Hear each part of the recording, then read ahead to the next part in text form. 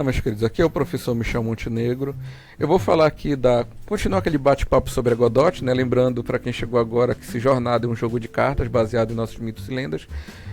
Eu trabalhava com a libgdx, a qual eu gosto muito, meu poder de fogo lá era muito grande, né? Só que como não havia ambiente visual, realmente algumas coisas eram um pouco mais trabalhosas, mas eu tinha um controle muito grande do que eu estava fazendo.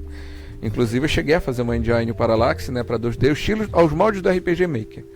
Né, que o RPG Maker em relação a engines como o Unity, o Unreal, o Godot, né, ele é produtivo, mas ele não tem tanto poder de fogo por causa dos scripts.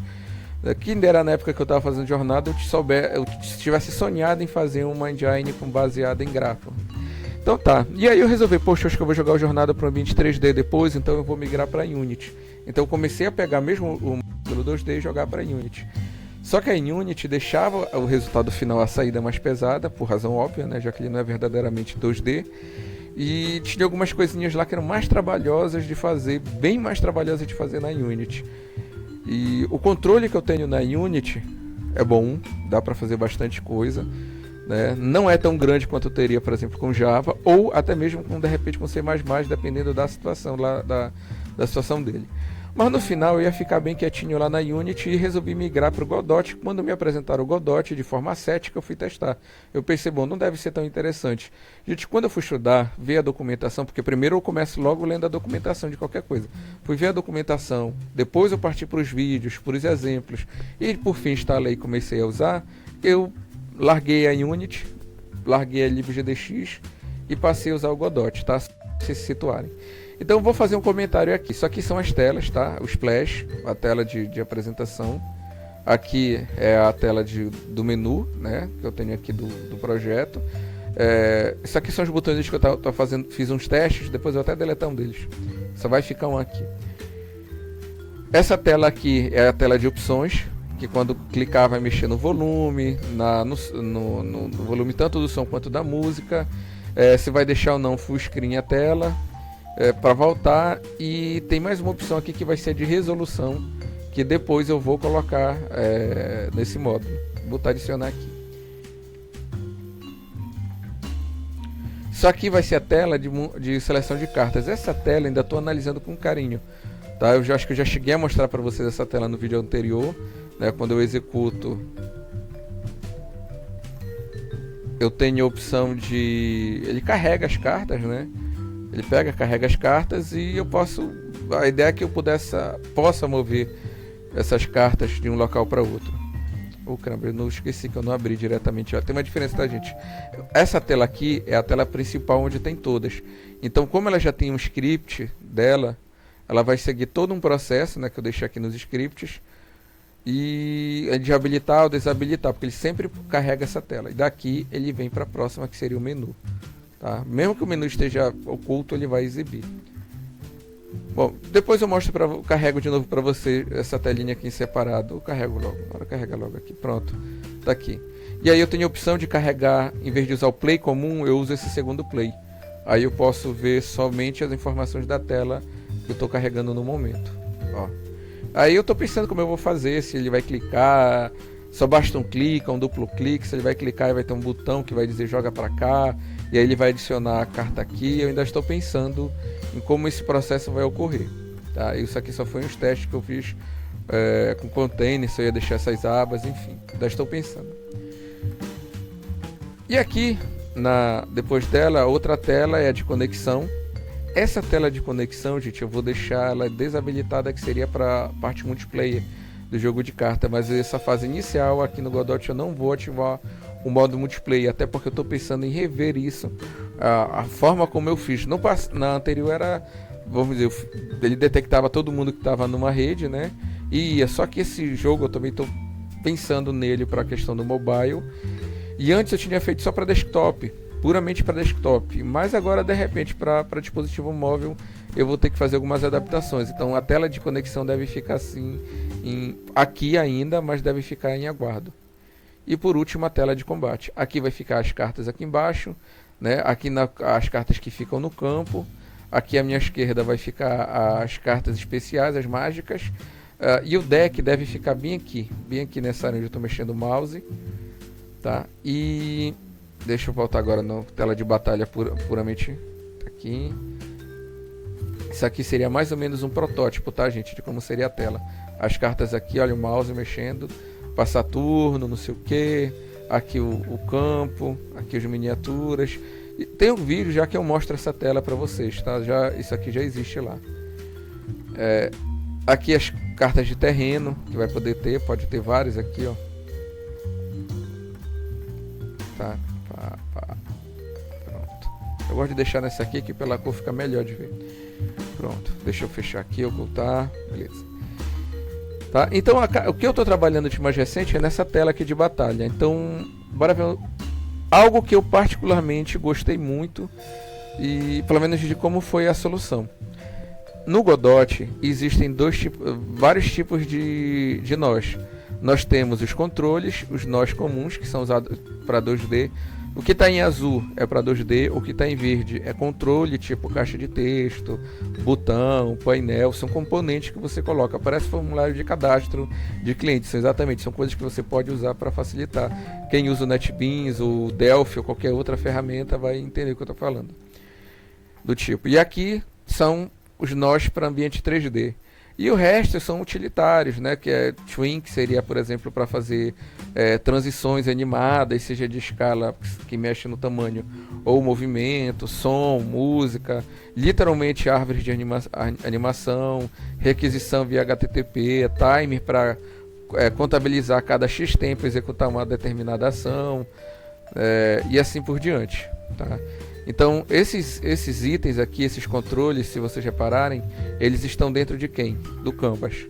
Dentro do Canvas eu tenho o quê? Controle 2D, os meus controles 2D, e tenho os meus controles aqui e os meus nós para componentes 2D. Que seriam, por exemplo, gerar partícula, viewport, posição, sprite. Né? Se eu quiser, por exemplo, adicionar uma partícula 2D, eu só faço selecionar ela e mando adicionar. Pronto, ela está adicionada, está aqui. Deixa eu puxar ela para cá. Deixa eu dar um zoom, vocês estão vendo aqui a partícula, ó. Ela está pequenininha, tá, gente? Então, por isso que ela está assim. Mas eu posso deixar ela maior. Aí na partícula eu posso vir, aproveitar e mexer aqui nas propriedades. Cadê?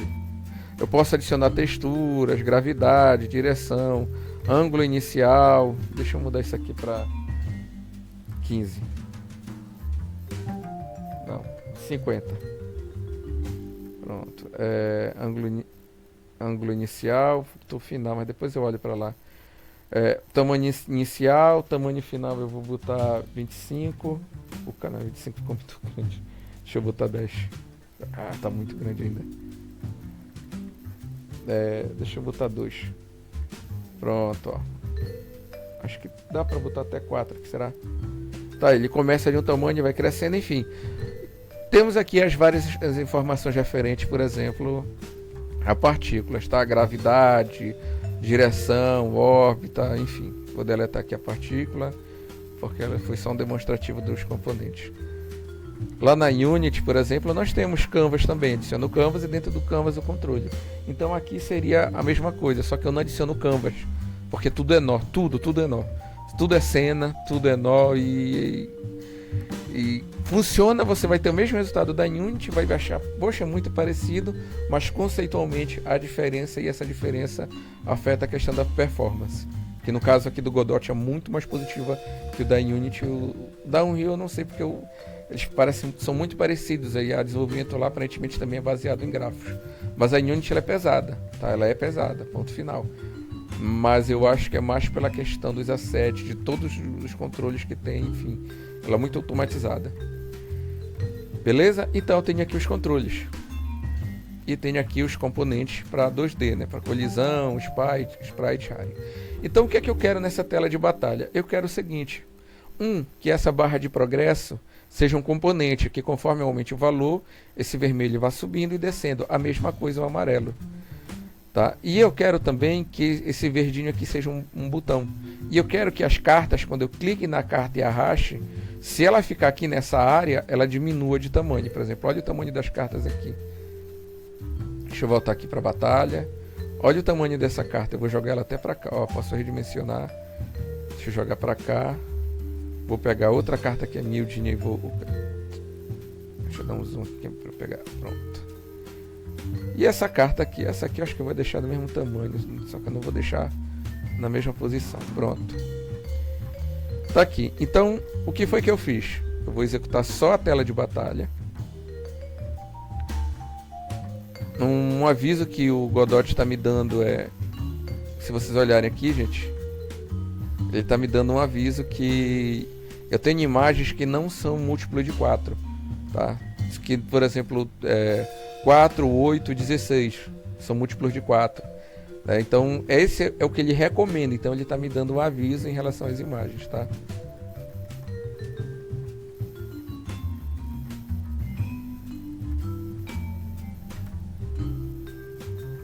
Carregar aqui de novo.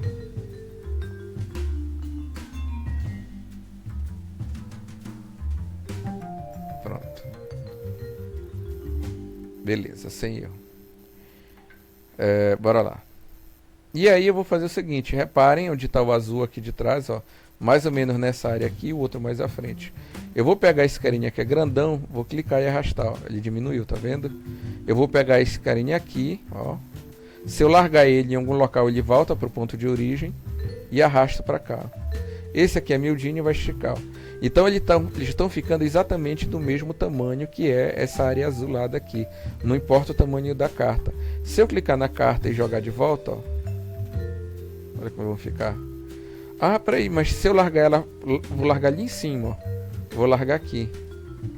Eles voltam para o ponto de origem. Eles só não voltam se eles ficarem numa área que tem um slot. Claro que na figura, o jogador não vai adivinhar, ficar procurando onde ele vai colocar a carta. Então eu vou colocar uns retângulos ou alguma marcação que ele visualmente saiba para aonde direcionar a carta, para ela ficar desse tamanho. E reparem, essa gema verde é um botão. Mouse cinza, mouse vermelho. Olha aqui a carta, mouse vermelho, cinza. Então sempre que o mouse ficar vermelho é porque ele é clicável e eu coloquei um botão em cima. Vamos dar uma olhada aqui do porquê disso. Se eu por acaso vier e selecionar, por exemplo, a gema, aqui gema, reparem que a gema, tá, o componente, ela tem o sprite, que é essa gema verde e azul aí, tá? Pode ser uma ou outra, ó, tem a verde, azul. E dentro desse controle, isso aqui é um nó, tá, gente? Esse node que tem aqui, lembra que eu posso adicionar? Eu coloquei como node controle. Tem diferença, eu vou já falar para vocês. Então aqui eu coloquei o sprite, dentro do sprite eu coloquei um labelzinho que está desabilitado, ó, mas ele pode indicar um número. E aqui eu tenho um botão que é do mesmo tamanho da gema. E que botão é esse? Se vocês repararem, ele é um link. Como é que eu sei que ele é um link? Porque ele tem, tá vendo esse playzinho aqui? Esse ícone aqui que parece um corta quando o pessoal termina um filme, alguma coisa. Esqueci o nome disso aqui. Tá? Esse símbolo aqui me indica que na verdade isso aqui é uma cena própria. Tá? Vamos ver aqui o botão original. O botão original está aqui. É esse botão aqui original. É dentro dele que tem tudo aquilo. Vou fechar aqui. Vou fechar aqui. Vamos voltar para cá. A carta, se vocês olharem também, ela é a mesma coisa. Ela dentro dela tem um botão. E esse botão é do mesmo tamanho da cena.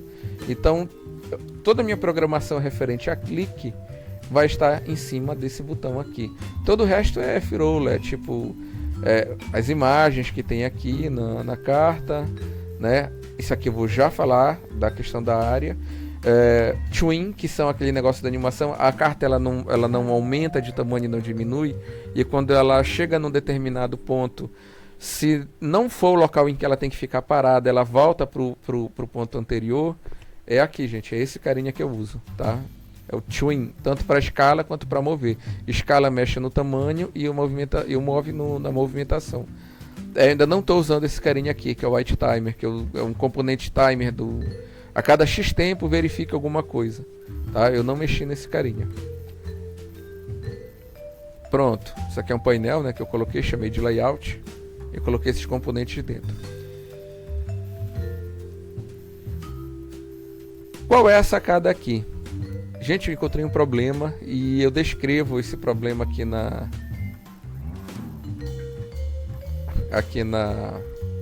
minha página.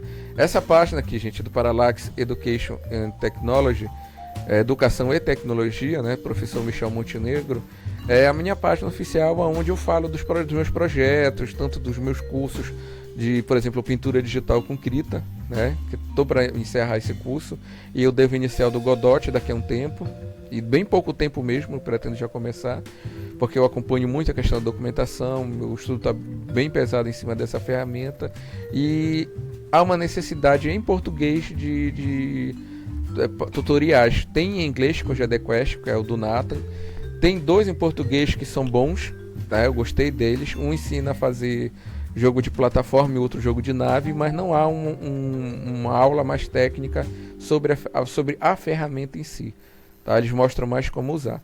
É bem aqui, gente. Aqui eu explico como é que eu fiz a questão da carta. Ao mover a carta, como é que ela fica exatamente desse mesmo tamanho? Eu clico na carta e arrasto ela para cá. Por que isso ocorre? É basicamente assim.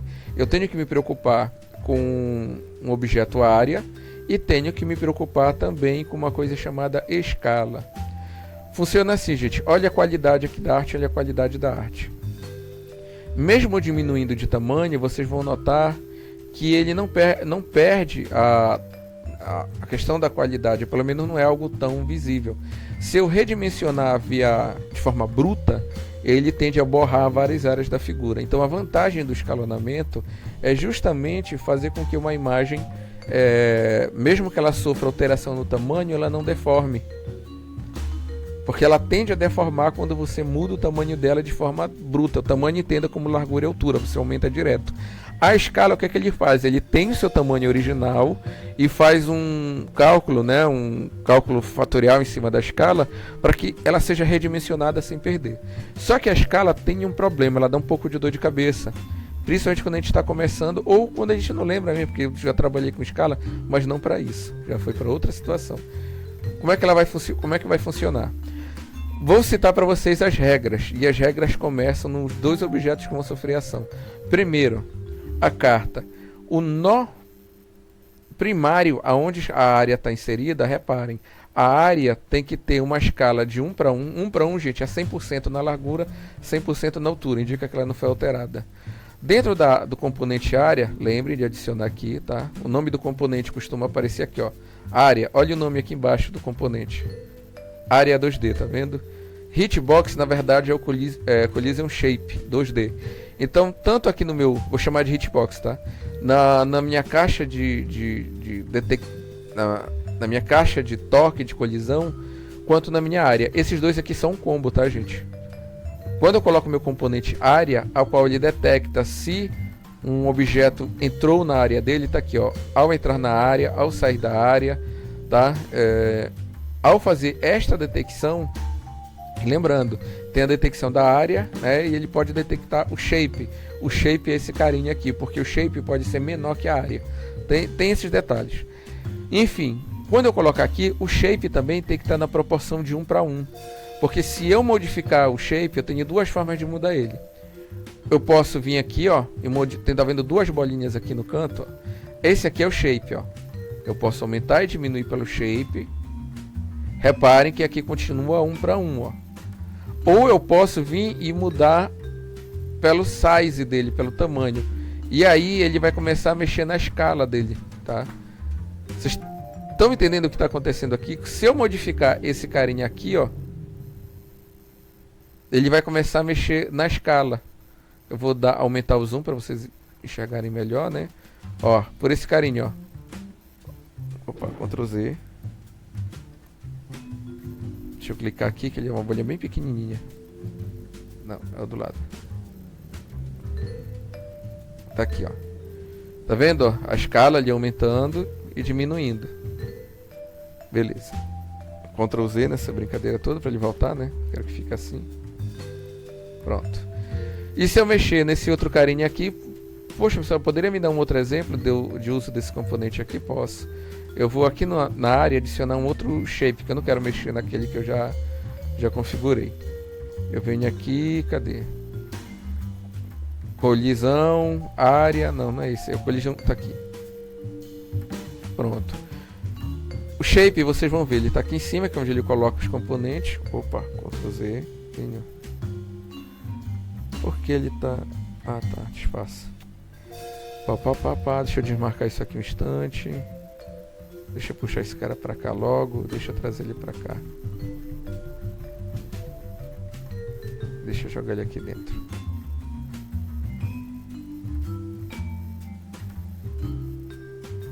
Pronto. Reparem o seguinte, eu não aumentei aqui por aqui. Olha o que eu fiz com o shape. Olha a escala do shape. Eu vou até puxar um pouco aqui que eu quero que vocês olhem.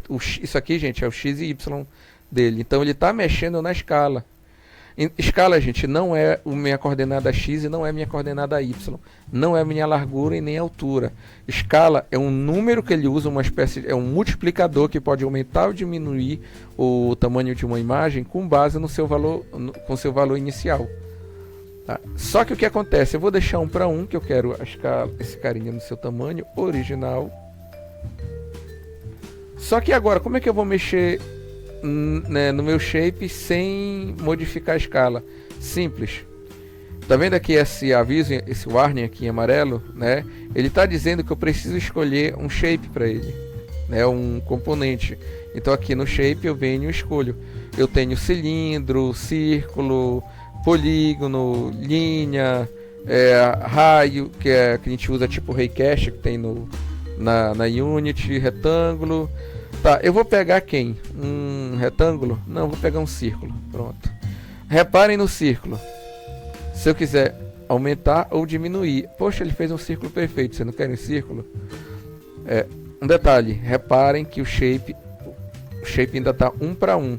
Porque em vez de eu mexer aqui no próprio shape, no collision shape, né? Eu estou mexendo no objeto shape que tem dentro dele. Tá aqui. Em vez de mexer no componente direto, eu estou mexendo no objeto que tem dentro dele. E eu não mexo na escala. Olha que belezura. A escala intacta ali, tá? Então isso aqui é um pré-requisito. Então vocês precisam ter certeza que se vocês vão trabalhar com escala e de repente vocês estão fazendo altos cálculos e não está batendo o tamanho do objeto que você tem, o objeto final, isso que eu estou falando vale para qualquer ferramenta que trabalha com escala, não interessa se é Unity, se é Unreal ou qualquer outra. Você tem que ter certeza que o seu componente primário está 1 para 1, a área está 1 para 1 também, tá? Perfeito? E aí lá no menu de batalha, você tem que checar o que? Se... Lembrem, aqui é a área de quem? Da carta, tá, gente? Essa área aqui cobre a carta por inteiro. Vou até colocar aqui de novo, ó, o hitbox, ó. Ele cobre a carta por inteiro. Deixa eu ocultar aqui. Pronto. Agora aqui na batalha, se vocês repararem, eu tenho 2 slots. Também, e o que são esses slots? Clica em cima e olha aqui o nome, ó. Área 2D. E o outro e o meu shape de colisão, 2D também, né? E eu já coloquei o shape para ser um retângulo, ok? Já é um retângulo. Pronto, então o que acontece? O retângulo está pronto. E reparem que ele também está 1 para 1 aqui na escala, assim como a minha área também está 1 para 1. Cadê minhas...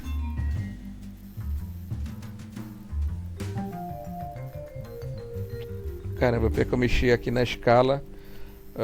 Deixa eu botar aqui um. Ah, tá, mas é porque tá muito próximo de um. Então eu não percebi a diferença. Pronto. Como estava muito próximo de um valor, eu não percebi a diferença. Beleza. É porque se eu tiver de mexer na altura e largura desse carinha, vai ter que ser pelo shape. Internamente, tá? Pronto, tá aqui. Agora sim. Vai ficar até menor a carta, mas tá bom. E aí pronto. Depois disso, gente, o código que eu utilizei se encontra aqui na página, tá? Se vocês olharem, tá aqui o código. Eu até selecionei aqui o código. E eu tô usando o mesmo código aqui. tá? Vocês vão reparar que é o mesmo código. E aqui é o tipo de transição que ele faz linear, tem uns outros efeitos bonitos que dá pra fazer com ele. Pronto. Depois que eu apliquei o código, gente, eu não parei para explicar agora o código. Opa, deixa eu marcar aqui a tela de batalha. Porque isso aqui, como eu falei, não é um treinamento, é só um bate-papo. Eu só queria que vocês tivessem uma noção de como é que tá aqui a engine, ó. Olha o tamanho. Ó, todo mundo certinho, tá vendo? E aí eu jogo para fora, eles voltam ao seu tamanho normal. E vocês repararam que aqui não é a origem da carta, ó, o local em que ela parou. Se eu jogar a carta para fora dela e largar, eles voltam para o ponto de origem. Mas eu devo modificar isso, porque eles devem marcar a sua última posição no local em que eu coloquei. Então se eu tirar, eles têm que voltar para cá. Mas isso eu não estou fazendo porque eu quero testar, estou em fase de teste. E a barra de progresso, tanto vermelho quanto azul, gente, isso aqui eu mostro para vocês em tempo de projeto. Tá? Eu tenho aqui a informação do jogador 1. Dentro do jogador 1, eu tenho aqui a barra, tá? Deixa eu fechar aqui. Barra, node, bar life, bar time. Eu vou pegar aqui a barra correspondente à vida. Deixa eu pegar aqui o valor dela. O ranger mínimo é de 1 a 100. E o valor atual é 35. Se eu colocar 80, olha aí, subiu para 80. Se eu colocar 90, volta a ficar 90, tá? Pronto, deixa eu deixar como estava aqui no padrão. Depois aí tem outros componentes, quando eu chegar no treinamento eu menciono. Só para lembrar do que eu fiquei de falar da barra de progresso, tá aqui. E aí eu posso organizar em nós e afins. Lembrando, gente, preste atenção, quando vocês colocarem um componente um dentro do outro no nó, ele respeita o tamanho do outro. E agora vamos a um ponto importante. Eu vou agora pegar esse slot 1, esse slot bem aqui, e vou adicionar acima dele um outro nó. Olha o que vai acontecer. Só um nó mesmo, comum. E vou jogar aqui, slot 1 dentro dele. Vou executar. Reparem o que vai acontecer com o tamanho das cartas quando entrarem. Vou jogar aqui no primeiro. Pronto. Vou jogar agora no segundo.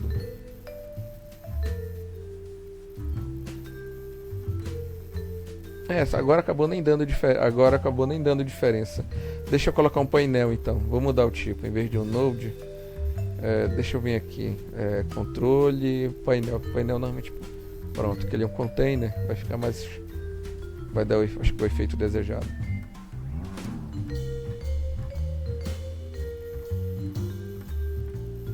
Aqui. Gente, ele tá funcionando direitinho agora, tá? Mas existe uma situação, porque eu tenho que provocar essa situação e eu não recordo agora qual foi o componente que eu utilizei. Mas quando trabalhamos com escala, ele tende a respeitar o tamanho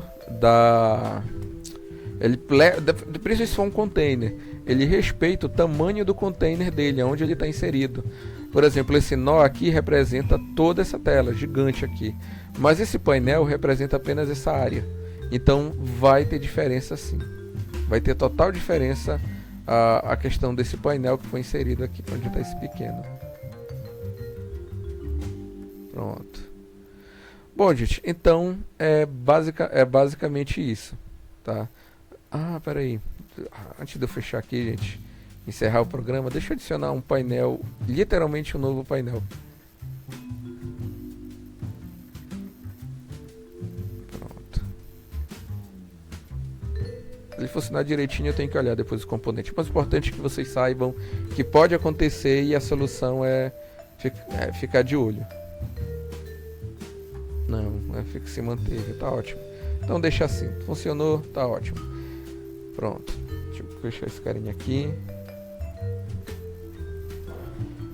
Tá bom, gente? Então, só compartilhando com vocês aqui o que eu bati cabeça um pouco esses dias, né? E foram bem poucos dias, acho que foi, na verdade, esse negócio da movimentação foi de ontem para hoje. E vamos mostrar como é que tá o avanço aqui do projeto. Legal, gente?